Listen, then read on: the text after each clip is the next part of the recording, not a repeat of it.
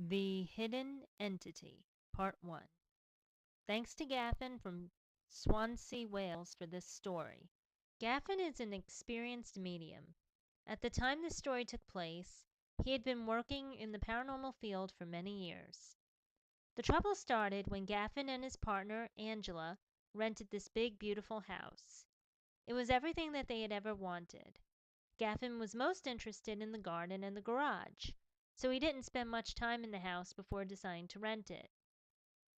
Later, when they were unpacking, Gaffin kept getting the feeling that he was being watched. Gaffin dismissed this because it didn't feel particularly menacing, and he felt that he would be better able to tune into whatever it was after they were finished settling in. 10 days passed before the presence decided to make contact. One night, after the kids were in bed, Gaffin and Angela were sitting on the couch talking and enjoying their new home. As they turned to kiss, one of the ornaments suddenly fell off the TV and broke. Despite the event, the atmosphere in the room didn't feel foreboding. They cleaned up the mess and sat back down, only to hear the pictures shifting. When they turned around, all the pictures that lined the staircase were slanted. These were the first signs of activity.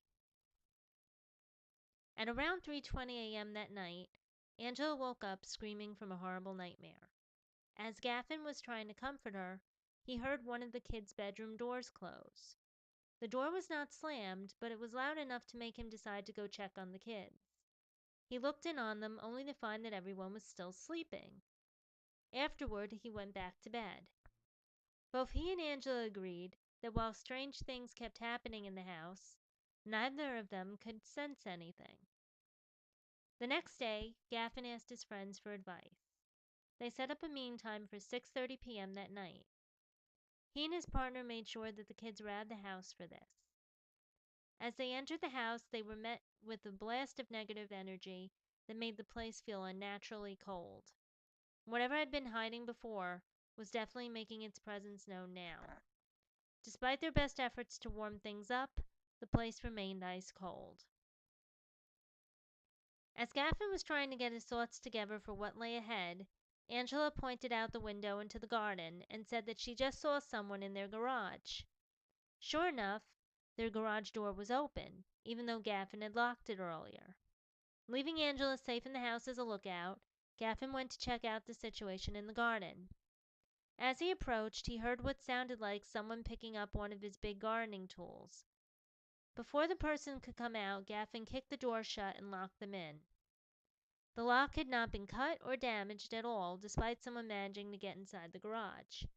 Then he told Angela to call the police. The police arrived only to check out the garage to find it empty.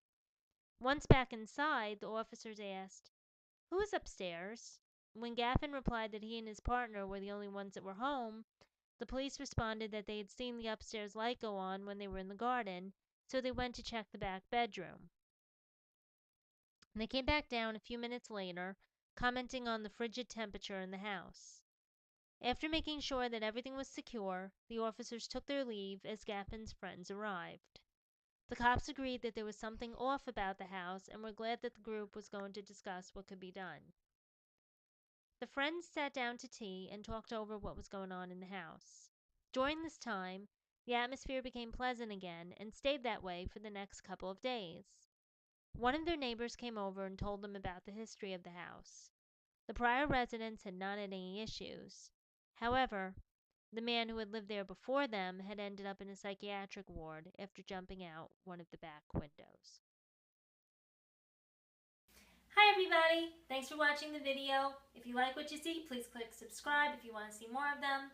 Also, you can follow me on Facebook or Twitter. Twitter is @TaraTeresaHill, and Facebook would be facebook.com /TaraTeresaHill. That's where I post my weekly ghost post and also other things about ghosts and hauntings I find on the internet that I think you might like. When you go to ghostpost.co, that's the official website for the Ghost Post. We have our official mascot, Spook. We now have these awesome t-shirts and really cool mugs available at our Cafe Press if you want to check that out. You know what they say, you always have time for a good ghost story and a good cup of coffee or tea, whichever you prefer. Thanks again for watching and have a great day.